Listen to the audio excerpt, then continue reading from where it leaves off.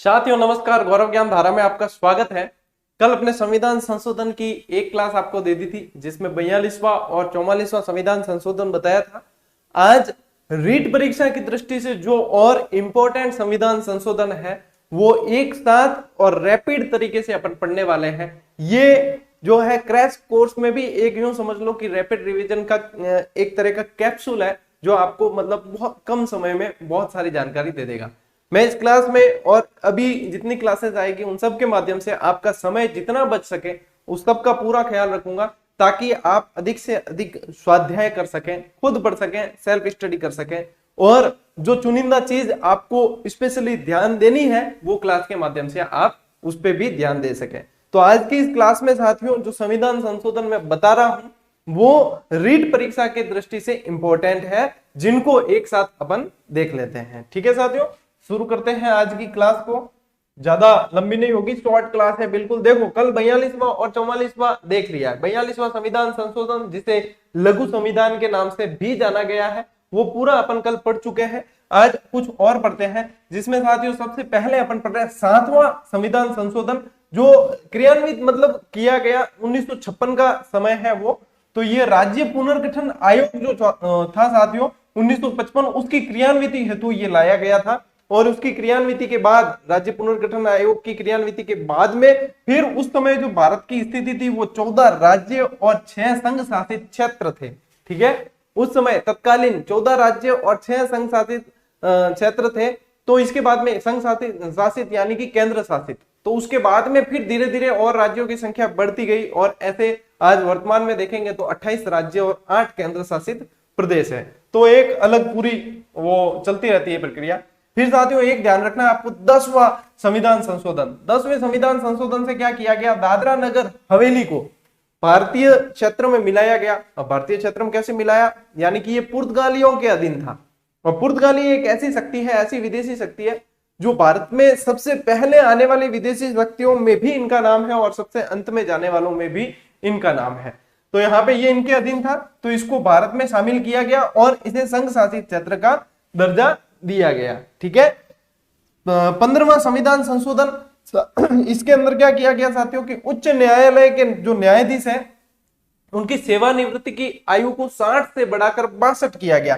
ठीक है ना, तो आयु 60 से बढ़ाकर 62 किया गया किसके अंदर, 15वें संविधान संशोधन के अंदर। अब जैसे उच्च न्यायालय पढ़ेंगे तब वहां पे भी अपन ये पढ़ते हैं कि उनकी सेवानिवृत्ति आयु जैसे 62 है तो पहले 60 से बढ़ाकर 62 जो है वो यहाँ पे किया गया, इससे पहले 60 वर्ष थी।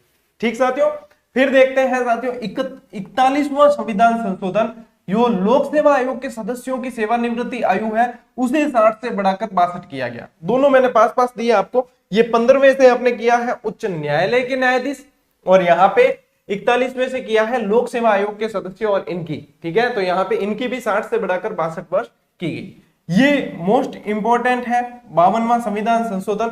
और 52वां संविधान संशोधन 1985 के द्वारा 10वीं अनुसूची जोड़ी गई। अब जब अनुसूचियां आपने पढ़ी थी, याद करवाया था आपको, तब 10वीं अनुसूची के अंदर आपको मैंने बताया भी था कि 10वीं अनुसूची किससे संबंधित है, दल बदल से संबंधित है, कि दल बदल से संबंधित प्रावधान किए गए और दल बदल न हो इसके लिए कड़े मतलब बहुत सारे नियम वगैरह बनाए गए इसमें, तो उन्हें रोकने से संबंधित प्रावधान है। ठीक है, इन शॉर्ट पूरी एक तरीके से बता रहा हूं मैं आपको। फिर देखो साथियों 61वां संविधान संशोधन, इसके द्वारा ध्यान रखना 1989 के द्वारा कि मतदान की आयु जो है 21 वर्ष से घटाकर 18 वर्ष की गई। सारे के सारे मोस्ट इंपोर्टेंट है, 3 स्लाइड आज दूंगा और तीनों स्लाइड में मोस्ट इंपोर्टेंट। तो 61वां संविधान संशोधन याद रखना, 61वां एक यहाँ पे भी आ रहा है एक यहाँ भी आ रहा है, तो यानी 61वां संविधान संशोधन से 21 वर्ष से घटाकर मतदान की आयु क्या की गई, 18 वर्ष की गई। तो ये सारे के सारे आपको ध्यान रखने हैं।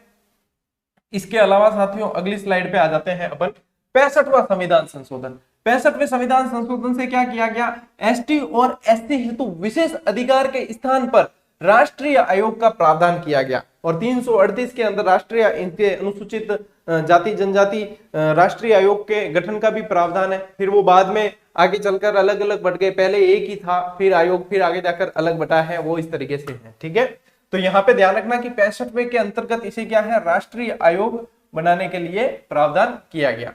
70वां संविधान संशोधन, इसके अंतर्गत क्या है साथियों, दिल्ली और पांडिचेरी की विधानसभाओं के जो निर्वाचित सदस्य हैं उनको राष्ट्रपति के निर्वाचक मंडल में शामिल किया गया।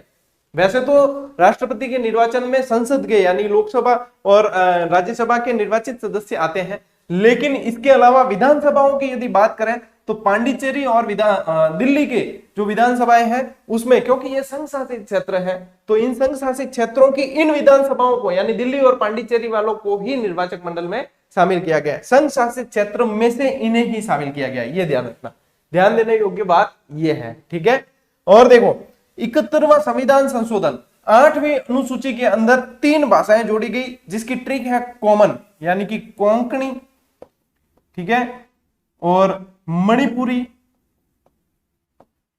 और नेपाली। अब ये भी जब आपको मैंने अनुसूचियां करवाई थी तो उसके अंदर ये तीनों ही मैंने आपको भाषा, इसके अलावा जितनी भी जो भाषाएं जुड़ी है 22 भाषाएं पूरी की पूरी आपको बताई थी कि कौन से किस संविधान संशोधन से जुड़ी थी, तो यहाँ पे ये भी ध्यान रखना। ठीक है, 73वां और 74वां दोनों ही मोस्ट इंपोर्टेंट है।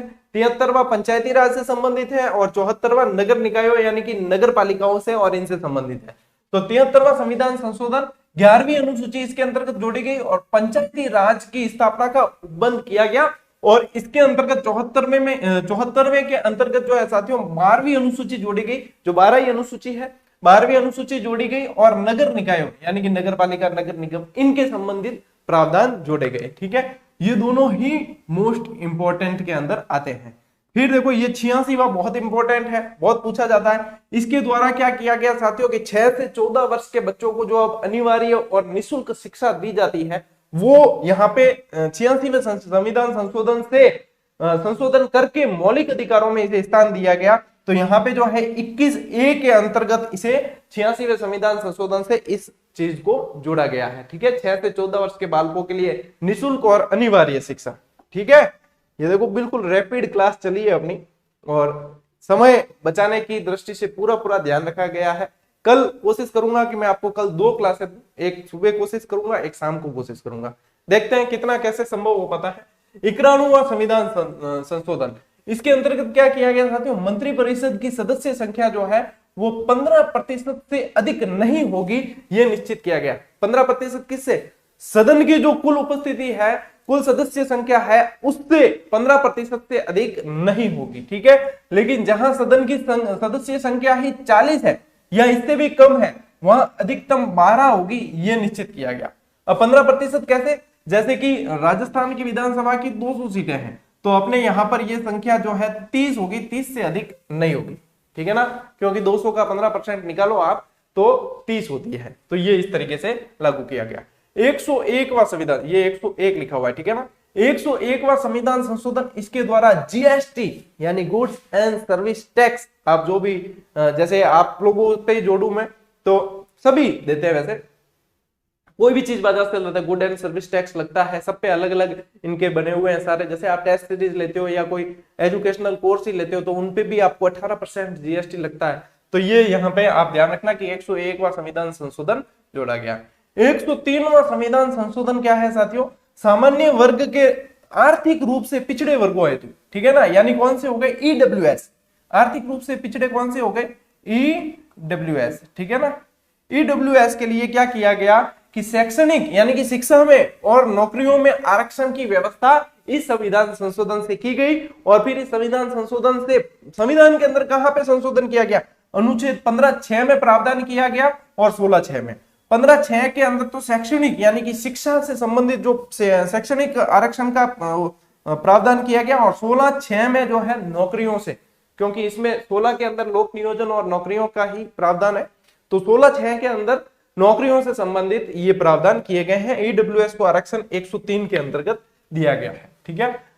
अनुच्छेद 104 के अंतर्गत क्या है साथियों, लोकसभा और विधानसभा के अंदर एसटी एससी के आरक्षण को 10 वर्ष तक यानी कि 2030 तक बढ़ा दिया गया है।